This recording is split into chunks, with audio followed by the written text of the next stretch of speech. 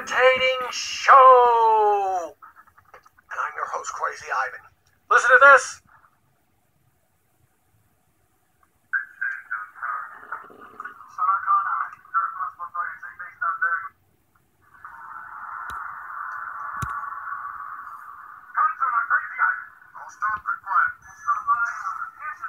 It is the irritating show, Asia Soul Survivor.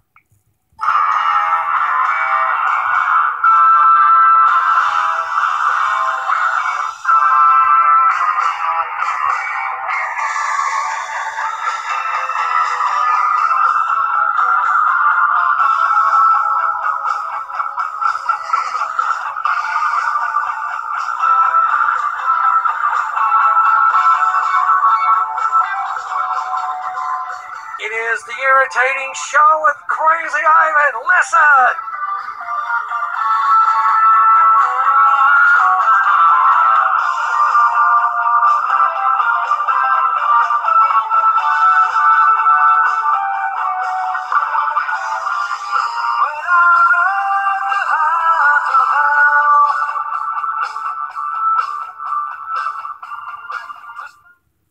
It is the irritating show. We have a great show. Podcast. Listen to this. A police pursuit is the most unique anomaly that law enforcement does. His death didn't have to happen. It was a senseless death. It was totally senseless. Did not need to occur. Should not have occurred. A high-speed police chase is not the only way. It usually ends in death of innocent victims.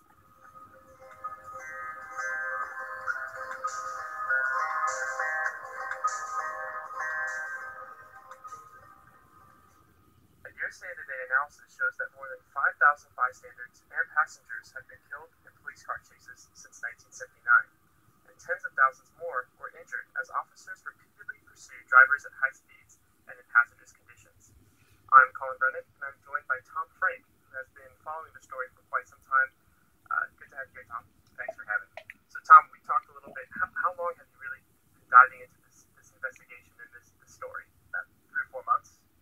And I guess, Tom, the first question I want to ask is, what constitutes as a police chase, and what do these numbers and analysis really tell us about the dangers of chases, and why are so many innocent bystanders and passengers at risk? Right, a bunch of questions there. So what's a police chase? That's basically when police give a command to stop and pull over, and the command is disobeyed. And the command is usually turning on turning on the police sirens and stuff. Why are there so many bystanders?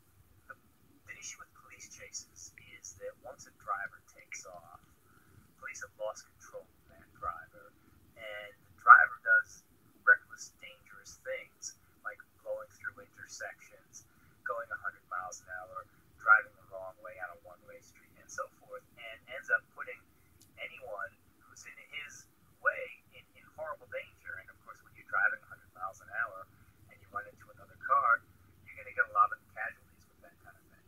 Yeah, the number 5,000 have been killed, innocent people, in these chases over the last 40 or so years. I guess, what does that number tell you when you kind of counted it up and realized just the mass casualties from these events? Yeah, I think that the public doesn't really realize how dangerous chases are. Not just No one cares about chases. All they want to do is get the bad guys. More. to the people involved in the chase, but to the people on their way home from work, walking on the street.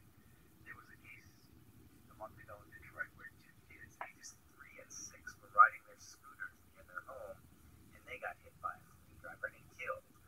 I think that it really drives home the serious danger of these chases, and it raises questions about when should police chase.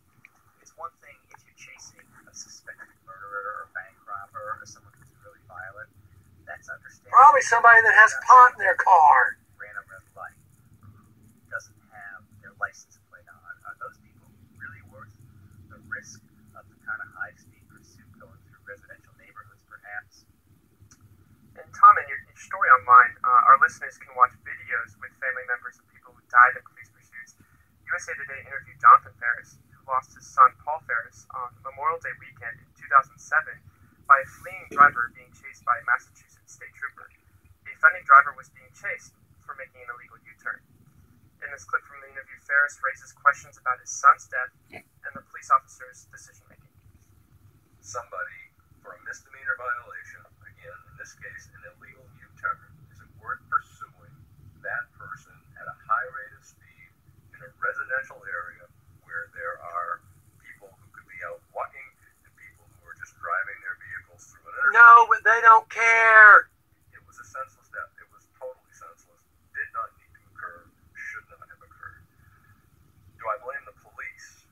That's a much more difficult question. I don't blame that police officer. That police officer was following policies put forth by his department, in this case. His department? What was it, the Department of Sanitation? You use common sense. His department's policy? Oh, let's keep going. Let's keep hearing this one. The state police. Could he have made a better decision